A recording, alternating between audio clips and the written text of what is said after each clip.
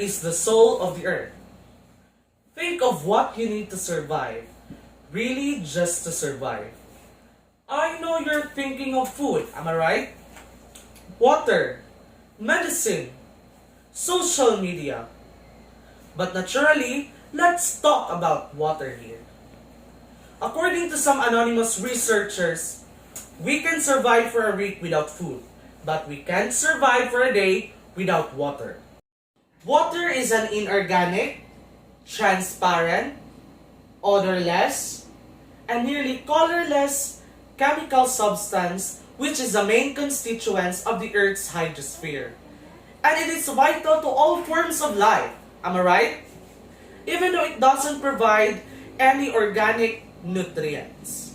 Water is an important part of our body, where in fact our body consists of 60% of water. Our brain alone consists of 73% of water. And our lungs consist of 83% of water. And our bones consist of small amount of water as well. Drinking water does more than just quenching your thirst.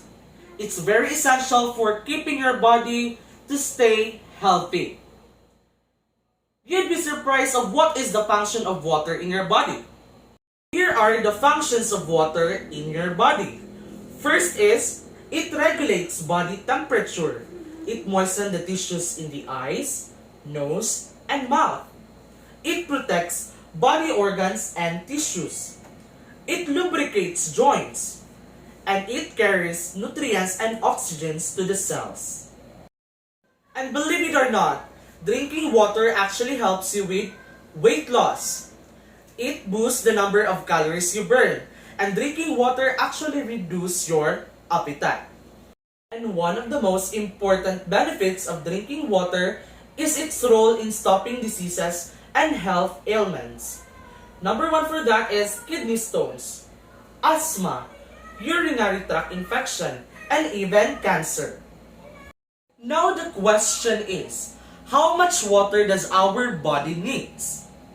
According to the U.S. National Academies of Science, Engineering, and Medicine, our fluid intake in our body depends on person to person.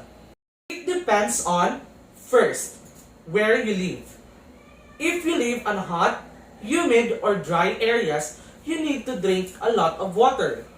And if you live on high altitude areas, you need to drink a lot of water as well. Next is your diet. If you drink a lot of coffee or other caffeinated beverages, you might lose a lot of water through urination. That's why you drink a lot of water as well.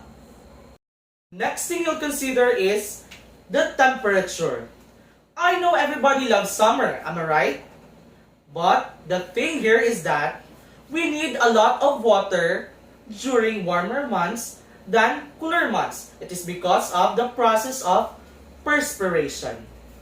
Next thing you'll consider is your environment. I know everybody loves to go outside, am I right? But if you have a lot of activities outside, it's time for you to drink a lot of water. The next thing you'd consider is how active you are. I know everybody here loves exercise, am I right? And most individuals are very active during the day. That's why it's very essential for us to drink more water to cover up the water loss in our body. The next thing you consider is, any guess? Yes, you're right, our health. If you have any infections or even fever, you might need a lot of water in your body to cover up the water loss in your body as well. Because you might lose through vomiting, diarrhea. That's why you need to drink a lot of water. And the last thing you'd consider for your daily fluid intake is if you're pregnant and if you're a breastfeeding mom. It is very essential for you if you're nursing a baby or if you're pregnant to stay hydrated. It is because that your body is doing the job for you and for your baby. That's why you need to drink extra water for your body. Here are the signs and symptoms of dehydration in your body.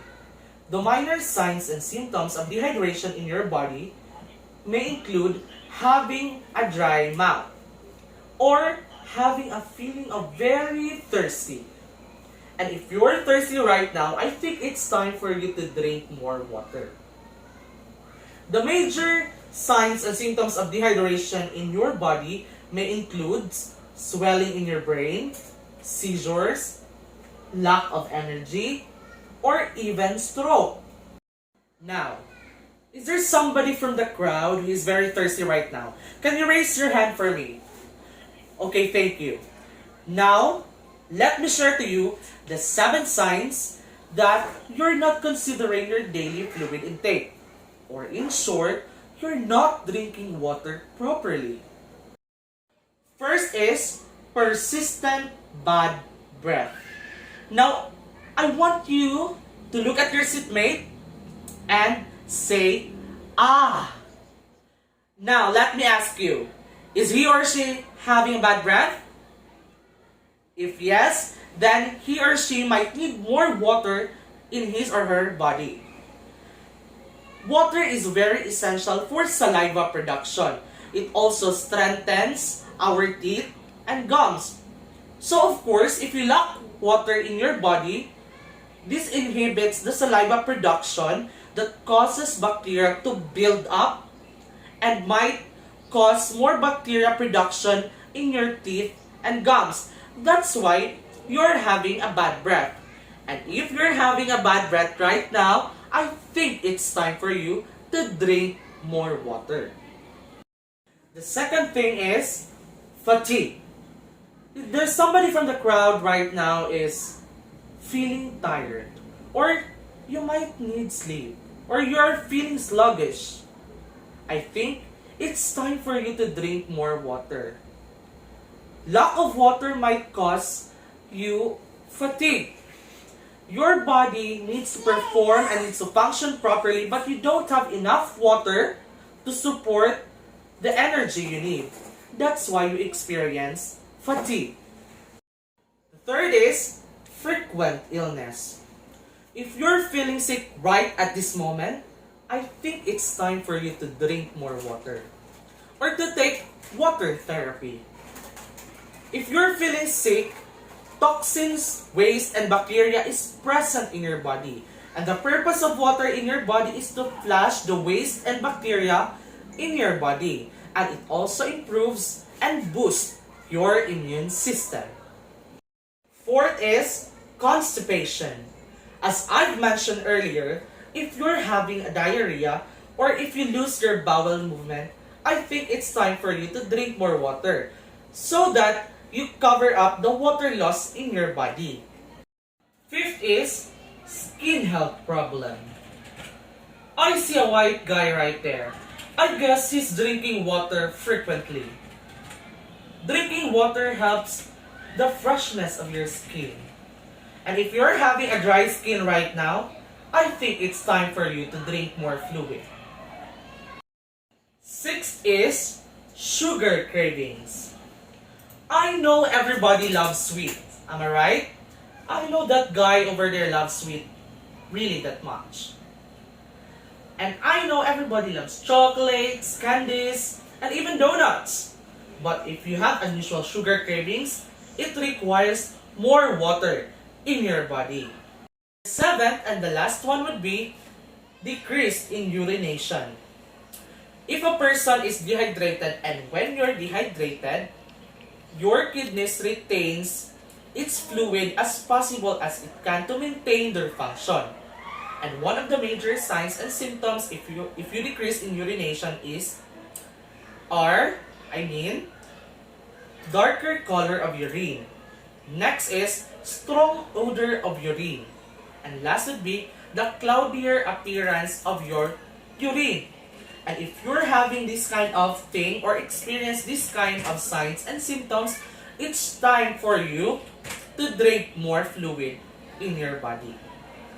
Now the question is, I know somebody from the crowd would question me, what would happen if there is too much water in our body?